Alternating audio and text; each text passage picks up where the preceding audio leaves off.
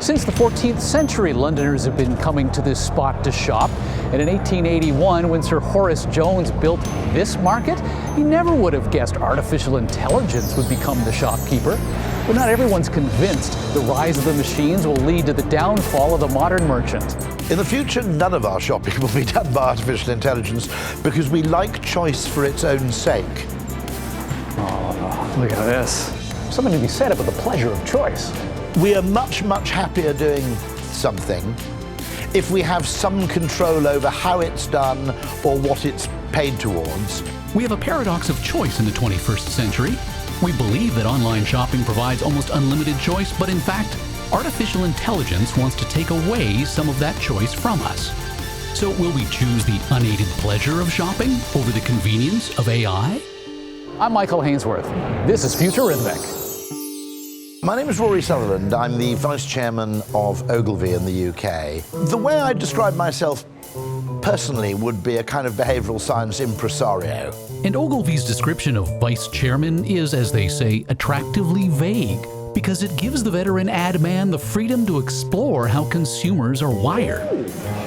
For the last 15 years or so, I've spent my life focusing on behavioral science and economics, in particular how it relates to advertising.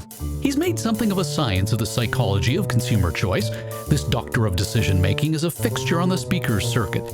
He writes regular columns, and he's authored 2 books. The Wikiman and Alchemy, the surprising power of ideas that don't make sense. To Sutherland, one of the ideas he struggles to make sense of is the use of AI in consumer choice. One of the mistakes I think that AI is making is it's trying to make people, by the lights of an AI developer or an algorithm designer, make more optimal decisions, the single right answer, using mathematics. All algorithms contain within them the biases of the designer.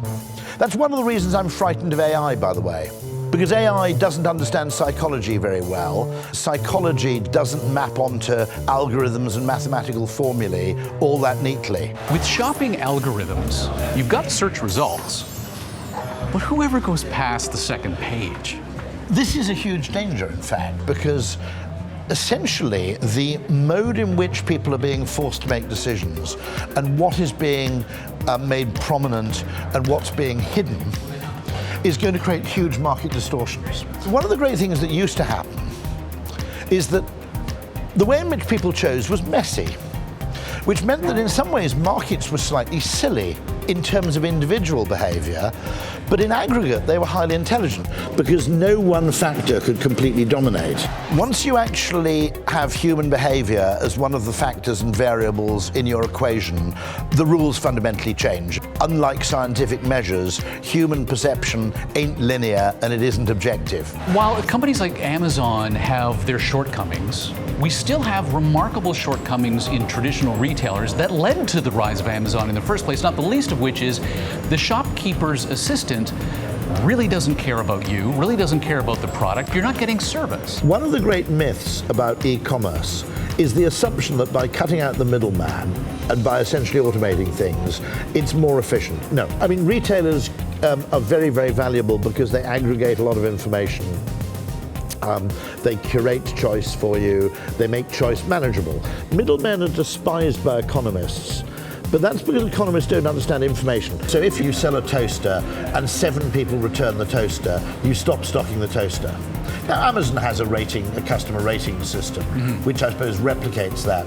But also it's worth remembering that the way a retailer curated choice might have been much more intelligent than the way an algorithm does it. Now, it's very interesting, by the way, I don't know if you've noticed this on both eBay and Amazon.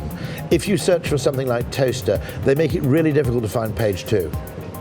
And I suspect the reason, and this is pure hypothesis, the reason they make it difficult for you to go from page 1 of the search results to page 2 is they've found through experience that once someone's presented with 67 toasters, they end up buying none of them because they simply can't make a decision anymore. If you accept, which I accept absolutely incontrovertibly, that people don't know in advance what they want, they don't know what they're prepared to pay in advance, and indeed that people consciously don't understand and nor can they express in standard grammar the reasoning they use when coming to a purchase decision. The fact that actually our instincts drive much of our decision making, and our instincts factor in things of which we're not even consciously aware, and use mechanisms which we can't explain, simply because a large part of human instinct isn't really connected to those parts of the brain that do the talking. And so the idea that we can know what we want before it's been shown to us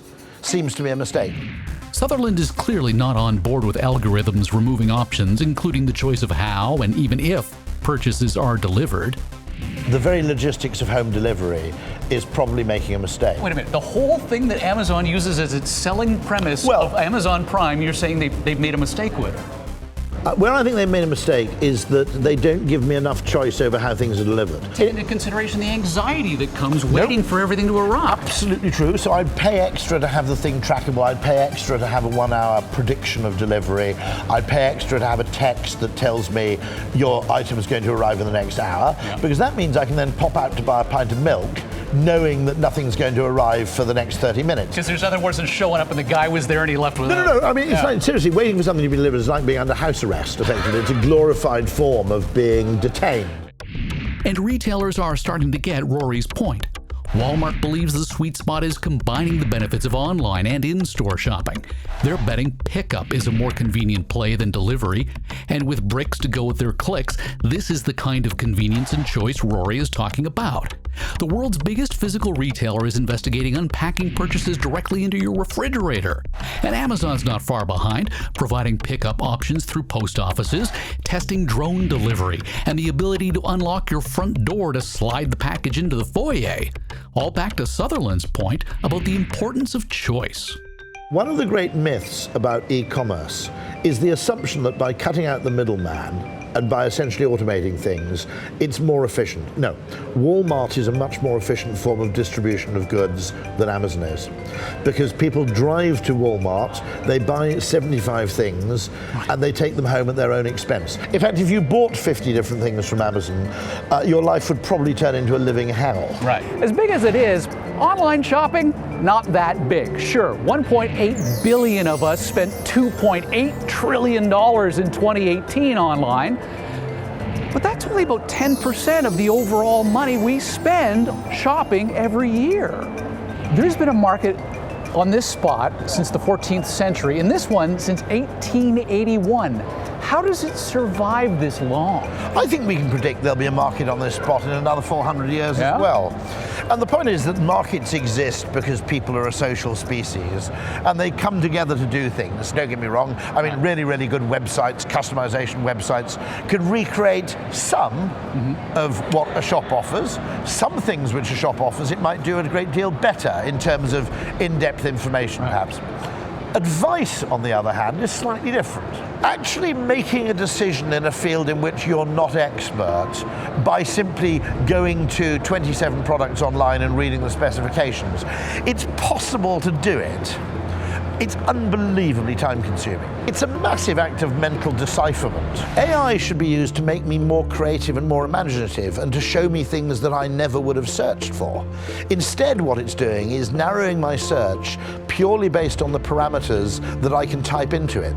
And that seems to be a lost opportunity. One of the lessons which you could also derive from consumerism, which I think has huge implications for how AI is being used, is that humans, to a great extent, don't know what they want until they've seen it.